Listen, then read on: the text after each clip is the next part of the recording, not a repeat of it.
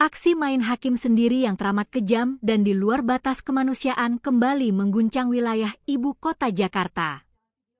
Hanya karena dituduh melakukan pencurian aset kantor, 3 orang pemuda yang bekerja di sebuah usaha percetakan harus mengalami penyiksaan yang sangat traumatik. Alih-alih melaporkan dugaan pencurian tersebut ke pihak berwajib, sang pemilik usaha justru bertindak barbar dengan memerintahkan para karyawannya yang lain untuk menyekap, memasung, dan merantai kaki ketiga korban selama berminggu-minggu demi memeras uang tebusan dari pihak keluarga. Prahara penyanderaan yang mengerikan ini terjadi di dalam kantor percetakan bernama Mau Print, yang berlokasi di Jalan Kalibaru Timur nomor 182, Kecamatan Senen, Jakarta Pusat. 3 pemuda Malang yang menjadi korban kebiadaban ini masing-masing berinisial TS berusia 25 tahun, serta MRJ dan AS yang sama-sama baru menginjak usia 20 tahun.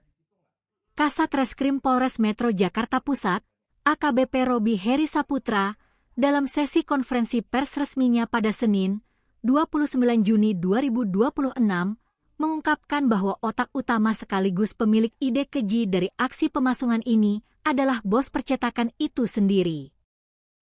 Kami telah menetapkan saudara MML, selaku pemilik percetakan Mau Print, sebagai tersangka utama yang menginisiasi aksi penyekapan dan perantaian kaki ketiga korbannya, tegas AKBP Robi Heri Saputra.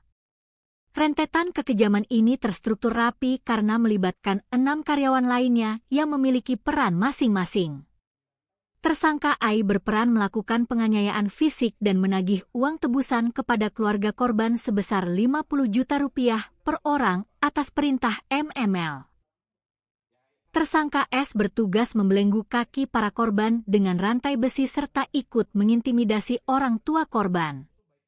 Sementara tersangka NHJ bertugas merakit alat pasung kayu, dan tersangka CML bertindak kejam dengan melarang Ofas Bu untuk mendekat apalagi memberikan makanan kepada para korban yang kelaparan. Tersangka terakhir berinisial 2 bertindak sebagai administrator yang menampung uang hasil pemerasan. Kapolsek Senen, Kompol Widodo Saputro, menjelaskan bahwa kasus ini bermula dari tuduhan terhadap korban TS yang diduga mencuri plat milik perusahaan.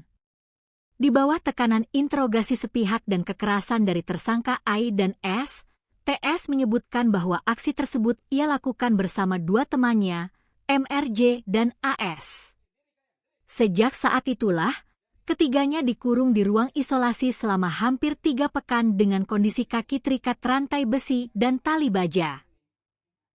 Nahasnya, uang tebusan 50 juta rupiah per orang yang diminta sang bos sebagai syarat kebebasan hanyalah bualan belaka.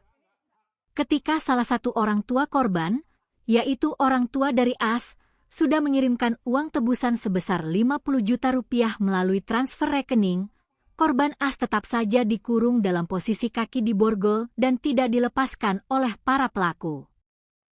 Sandiwara keji ini akhirnya terbongkar total setelah pihak keluarga yang merasa diperas melayangkan aduan resmi ke Polsek Senen pada Jumat, 26 Juni 2026.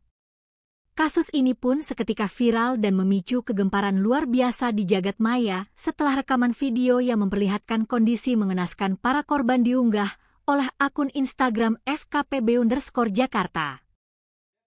Mendapat laporan tersebut, tim gabungan Reskrim dan Samapta langsung bergerak cepat melakukan penggerebekan ke lokasi TKP.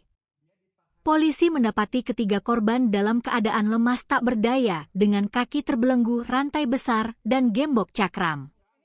Dari lokasi kejadian, petugas mengamankan barang bukti berupa lembar hasil visum medis, kawat baja, gembok, 3 unit sepeda motor, serta bukti mutasi rekening transfer.